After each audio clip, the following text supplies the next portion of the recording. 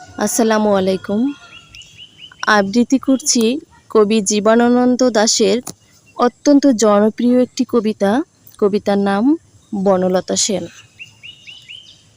হাজার বছর ধরে আমি পথ হাঁটিতেছি পৃথিবীর পথে, সিংহল সমুদ্র থেকে নিশীথের অন্ধকারে মালয় সাগরে।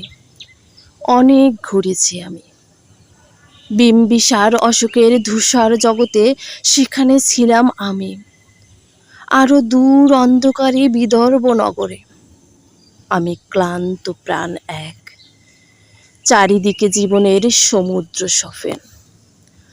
আমারে দুদণ্ড শান্তি দিয়েছিল নাটোরের বনলতা সেন।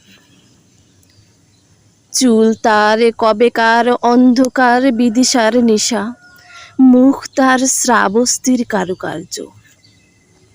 অতি দূর সমুদ্রের পর হাল ভেঙে যে নাবিক হারায়েছে দিশা, সবুজ ঘাসের দেশ যখন সে চোখে দেখে দারুচিনি দ্বীপের ভিতর, তেমনি দেখেছি তারে অন্ধকারে।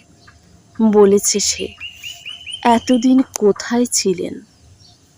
পাখির নীড়ের মতো চোখ তুলে নাটোরের বনলতা সেন।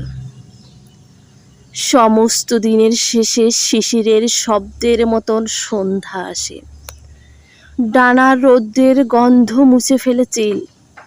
পৃথিবীর সব রং মুছে গেলে পাণ্ডুলিপি করে আয়োজন। তখন গল্পের তরে জোনাকির রঙে ঝিলমিল। সব পাখি ঘরে আসে, সব নদী ফুরায় এ জীবনের সব লেনদেন। থাকে শুধু অন্ধকার, মুখোমুখি বসিবার বনলতা সেন।